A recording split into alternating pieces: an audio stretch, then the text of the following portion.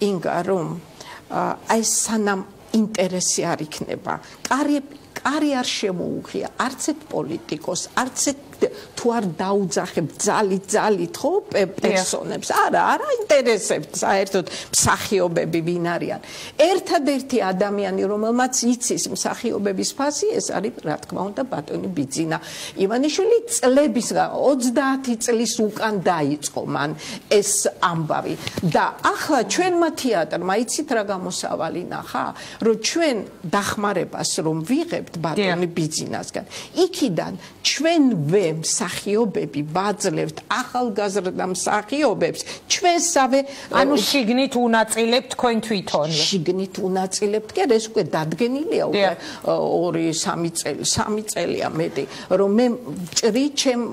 დახმარებას და ვინც არიან ვინც რაღაცა გარკვეულ თანხას ვიღებთ ძალიან დიდს კი არა მაგრამ ჩვენთვის ძალიან დიდს იქიდან ვაძლევთ ახალგაზრდებს რატომ და ის არის მინიმუმ ის არის არაფერი ჩვენთან მსახიობია ძალიან კარგი ახალგაზრდას აქვს 300 ლარი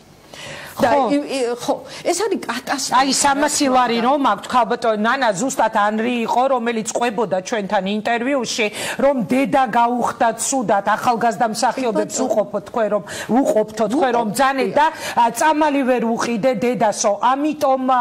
ანრის ვთხოვე დღეს აქ მოსვლაც რომ იგი საუბრობდა აი ამ ტიპის პრობლემებზე და შემდეგ საუბრობდა იმაზე რომ არ არის გამორიცხული რომ საერთოდ გაფიცვა დავიწყოთო ანრი განაგძეთ მოგესალმებით და ქალბატონო ნანა პირველში მადლობა რომ თქვენ ახალგაზრდა